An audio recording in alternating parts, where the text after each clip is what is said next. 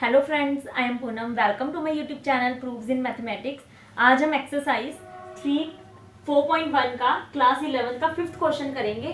पहले वाले क्वेश्चंस में आपको पिछली वाली वीडियोस में करवा चुकी हूँ 4 क्वेश्चंस, तो आप वो वाली वीडियो में देख लेना। तो आज हम 5th क्वेश्चन करेंगे, that is use principle of mathematical induction to prove that 4n-3n-1 is divisible by 9।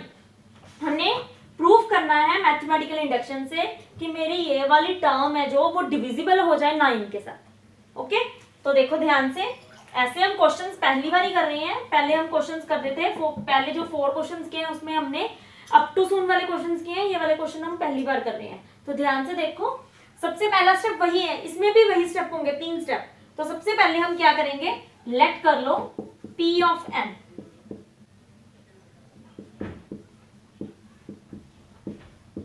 हमने इसको लेट कर लिया।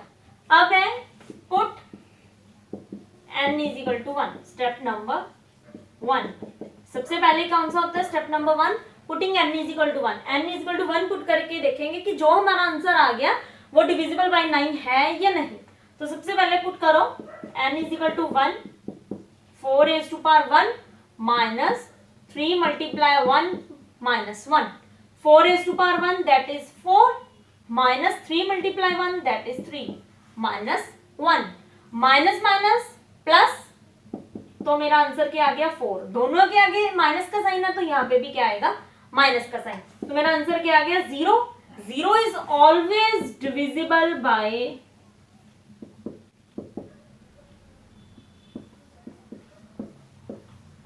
9,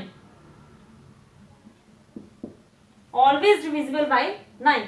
तो मेरा फर्स्ट स्टेप क्लियर हो गया। So the result is true for n is equal to 1। n is equal to 1 के लिए मेरा रिजल्ट क्या हो गया, ट्रू हो गया। अब आते हैं स्टेप नंबर 2। स्टेप नंबर 2 क्या है, वो हम लेट करके चलते हैं, ज्यूम करके चलते हैं कि मेरा रिजल्ट ऑलरेडी ट्रू है for n is equal to k। तो let the result is true for n is equal to k। n is equal to k के लिए मेरा रिजल्ट क्या है, ट्रू है। Therefore 4 raised to power n minus 4 raised to power k minus 3 into k minus 1 is divisible by 9। तो अगर result true है तो मेरी ये वाली सारी टर्म डिविजिबल बाय 9 होगी। ओके, यहाँ पे मैं 2 स्टेप छोड़ दूंगी, एक स्टेप और दूसरा स्टेप। यहाँ पे मैं एक स्पेस छोड़ दूंगी। ओके, 2 स्टेप की मैं स्पेस छोड़ूंगी। अब आते हैं थर्ड स्टेप पे। थर्ड स्टेप क्या होता है, putting n is equal to k plus 1। n की जगह क्या पुट करना है, k प्लस 1। तो n की जगह यहाँ पे k प्लस 1 पुट करो।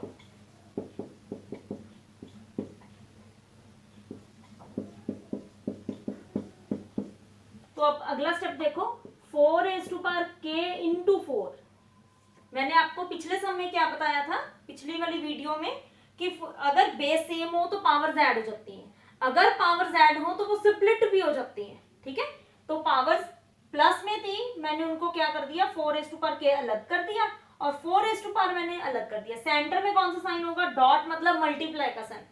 ओके, तो देखो 3 को k के साथ मल्टीप्लाई किया, 3k, 3 को 1 के साथ मल्टीप्लाई किया, प्लस 3, प्लस रहेगा, मैंने ब्रैकेट ओपन नहीं की अभी, माइनस 1। तो plus minus minus plus minus minus. तो मेरा अगला वाला स्टेप देखो,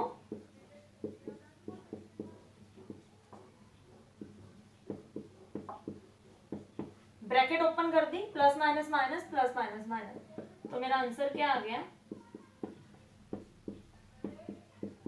अब मैंने आपको यहाँ पे 2 स्पेस छुड़वाई थी कि यहाँ पे मैं 2 स्टेप लिखूंगी। तो देखो ये वाली टर्म मेरी डिविजिबल है 9 से। अगर ये वाली टर्म मेरी डिविजिबल है 9 से, तो क्या मैं उसको ऐसे लिख सकती हूँ,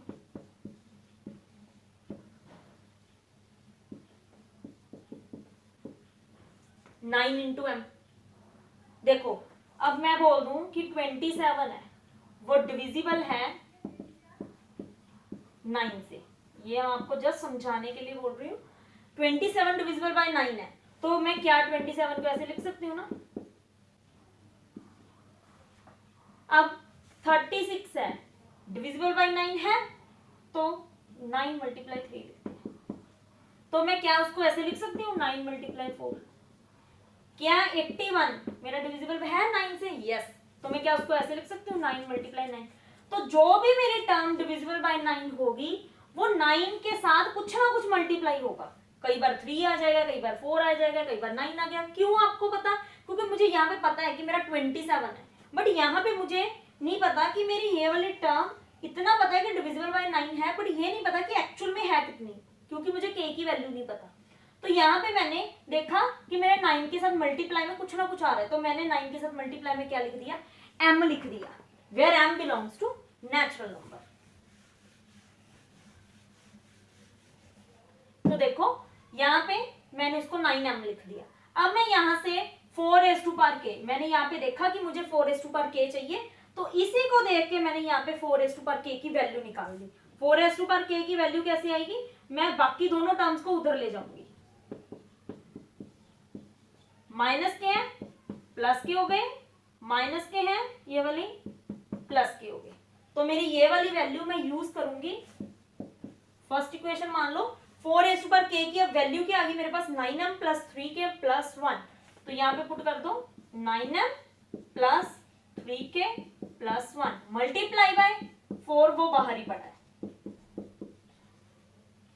तो देखो 4 को तीनों के साथ मल्टीप्लाई हो गई, 4 9 36m, 4 3 12k, 4 1 4, minus 3k minus 4, 4 के साथ 4 की कटिंग हो गई, ध्यान से देख लो।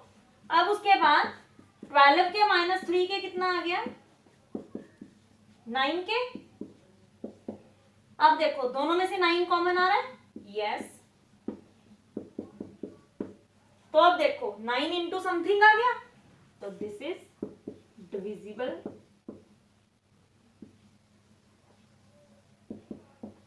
by 9. Hence, the result,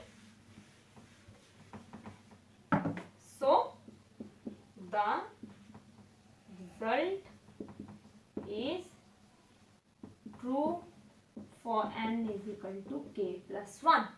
Therefore, by principle of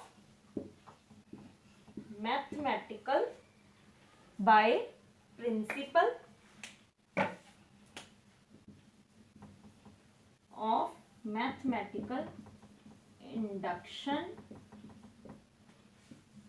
the result is true for all n belongs to natural number. अब है next question, use principle of mathematical induction to prove that 7 raised to power n minus 3 raised to power n is divisible by 4. हमने proof करना है कि ये वाली term मेरी divisible by 4 हो। तो सबसे पहला स्टेप क्या है? लेट p ऑफ n, सबसे पहले हमने लेट कर लिया 7 raise to power n minus 3 raise to power n को p ऑफ n के इक्वल। तो फर्स्ट स्टेप क्या है?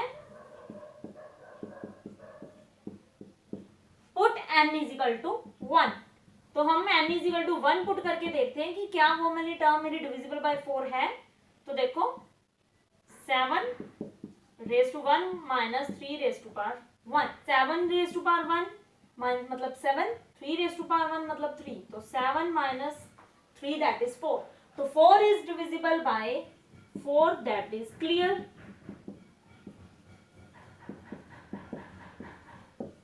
तो मेरा फर्स्ट स्टेप ट्रू हो गया। So the result is true for n is equal to 1। तो n इज इक्वल टू 1 के लिए मेरा रिजल्ट ट्रू हो गया। अब आते हैं सेकेंड स्टेप, जो हम अज्यूम करके चलते हैं। Let us assume that the result is true for n is equal to k। n is equal to k के लिए मेरा रिजल्ट ट्रू है, ये हमने लेट कर लिया। देयरफॉर अगर रिजल्ट ट्रू है तो 7 raise to power k minus 3 raise to power k is divisible by 4। अगर ये डिविजिबल बाय 4 है तो मैं आपको आगे भी बोला था कि मैं यहाँ पे 2 स्टेप छुड़वाऊंगी। एक स्टेप तो हम पहले ही लिख सकते हैं,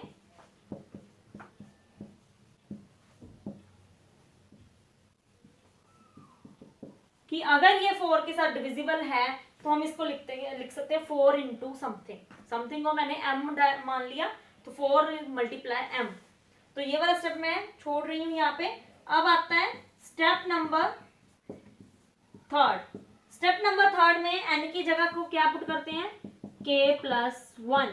तो जहां मेरा n था वहां मैंने k प्लस 1 पुट कर दिया, n की जगह k प्लस 1 पुट कर दिया। तो देखो 7 raise to power k into 7 raise to power 1, 3 raise to power k into 3 raise to power 1। ध्यान से देख लो, 7 रेज टू पावर k अलग कर दिया, 7 रेज टू पावर 1 अलग कर दिया, 3 रेज टू पावर k अलग कर दिया, 3 रेज टू पावर 1 अलग कर दिया। अब ये वाला स्टेप में देखो, चाहे तो मैं 3 रेज टू पावर k की वैल्यू फाइंड आउट कर लूं इसमें से, इसको उधर ले जाके, चाहे मैं इसकी वैल्यू फाइंड आउट कर लूं। तो मैं ये देख लूंगी जो मेरी वैल्यू इजीली फाइंड आउट हो जाएगी। अब ध्यान से देखो, इसके आगे माइनस का साइन है, उधर लेके जाएंगे पॉजिटिव हो जाएगा। तो मैं सिंपली इसी की वैल्यू निकाल लूंगी 7 रेज टू पावर k की। मैं 3 रेज टू पावर k को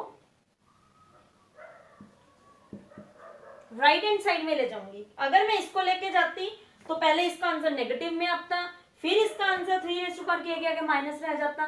तो इससे बेटर ऑप्शन है कि मैं 7 रेज टू पावर k की वैल्यू निकाल लूं। तो इसका आंसर आ गया 4m plus 3 raise to power k।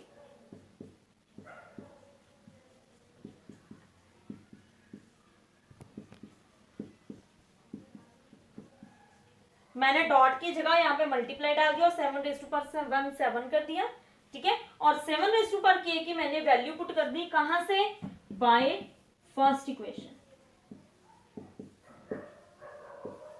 मैंने फर्स्ट इक्वेशन को यूज करके वैल्यू पुट कर दी। अब मैं इसी इक्वेशन को ऊपर उतार रही हूं।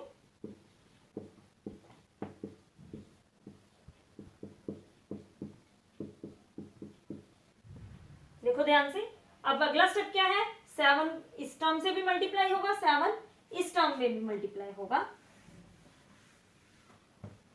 तो देखो 7 4 28m, 7 को 3 से मल्टीप्लाई करेंगे। मैं आपको पिछली वीडियो में भी समझा चुकी हूँ, अब भी दोबारा बता रही बेटा कि अगर 7 को 3 से मल्टीप्लाई करना है तो 3 की अगर पावर है मल्टीप्लाई में तो 7 3 से मल्टीप्लाई नहीं हो सकता। तो 3 रेज टू पावर k ऐसे ही रहेगा, 7 भी ऐसे ही रहेगा। इसको हम मल्टीप्लाई नहीं कर सकते। क्यों नहीं मल्टीप्लाई कर सकते, क्योंकि 3 रेज टू पावर समथिंग कुछ है। अगर 3 रेज टू पावर कुछ ना होता तो मैं 3 को यहाँ सिंपली मल्टीप्लाई कर देती, क्योंकि यहाँ मेरा 3 रेज टू पावर k है तो ये वाली टर्म मेरी ऐसे ही रहेगी। वैसे ही मैं इसको भी इसके साथ मल्टीप्लाई नहीं कर सकती। तो अब देखो ध्यान से, इन दोनों टर्म्स में से एक ये वाली और एक ये वाली, दोनों में से 3 raise to power k common आ रहा है, तो 3 raise to power k common निकाल दो। इसमें से क्या बच गया 7 माइनस इसमें क्या बच गया 3।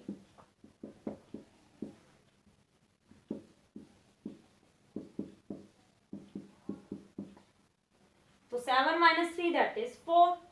तो अब मुझे पता लगने लगा कि मेरा आंसर आने वाला है। क्यों, क्योंकि डिविजिबल बाय 4 क्या है, मेरा 4 कॉमन आएगा अब यहाँ पे।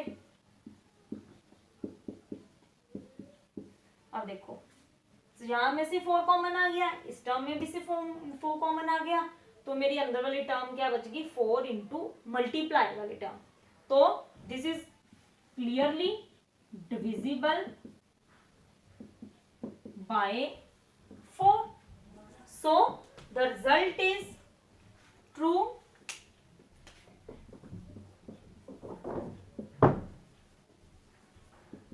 is true for n is equal to k plus 1. So by principle of mathematical induction, the result is